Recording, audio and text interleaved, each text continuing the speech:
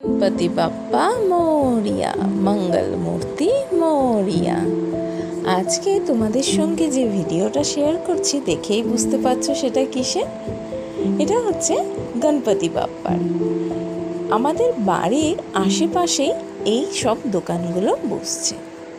এখানে তুমি ছোট মাঝারি সাইজ এই সব মূর্তিগুলো পাওয়া যাবে। রাস্তার দুধারে অনেক দোকান বসছে আর সব ভিড় হয়েছে, দেখেছ? সব যে যার বাড়িতে গণপতি বাপ্পাকে নিয়ে যাবে। আর একদিন পরেই গণপতি বাপ্পার প্রতিষ্ঠা, সেই জন্যে দোকানে দোকানে সব এত ভিড় হয়েছে। এখানে তুমি কত রকমের গণপতি বাপ্পা দেখতে পাবে, মানে দেখে মন একদম খুশি হয়ে যাবে। এই দেখো কত রকমের গণপতি বাপ্পা আছে এখানে। আর গণপতি বাপ্পার যে বড় বড় মূর্তিগুলো যেগুলো এখানে পুজো প্যান্ডেলে নিয়ে যাওয়া হয়, সেগুলো হচ্ছে অন্য জায়গায় পাওয়া যায়। সেটা এইখানে যে গণপতির মূর্তিগুলো পাওয়া যাচ্ছে সেগুলো সাধারণত সবার বাড়িতে যায়, বাড়িতে যে যার বাড়িতে যে প্রতিষ্ঠিত হয়। এখানে বেশিরভাগ বাড়িতেই গণপতি বাপ্পার প্রতিষ্ঠিত হয়, সেজন্য এইসব মূর্তিগুলো এই বাড়ির জন্য। দেখো কি সুন্দর না, কত রকমের তুমি এখানে দেখতে পাবে গণপতি বাপ্পাকে, মানে কত রকমের কালারের, কত রকমের পোজের, খুব সুন্দর, তাই না? এইটা শুধুমাত্র আমার বাড়ির এলাকারই আশেপাশে। এর দূরে মানে খানিকটা গেলে দূরে দূরে মানে সব জায়গাতেই এখন এই গণপতি বাপ্পার মূর্তির দোকান বসে আছে। এগুলো খুব সুন্দর দেখতে, দেখো ছোট বড় সব রকমের।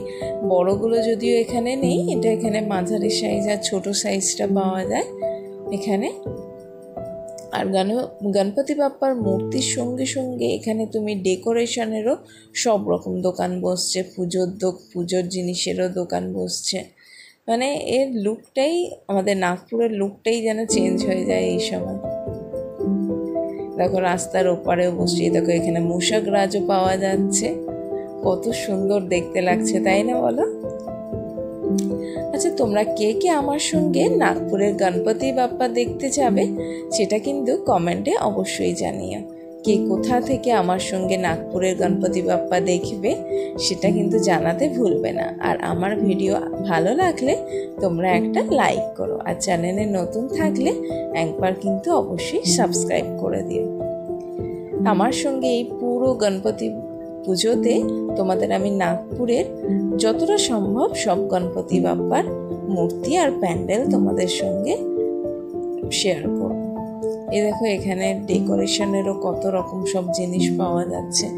এইটাই এখন থেকেই দিওয়ালি পর্যন্ত এইসব জিনিসগুলো চলবে।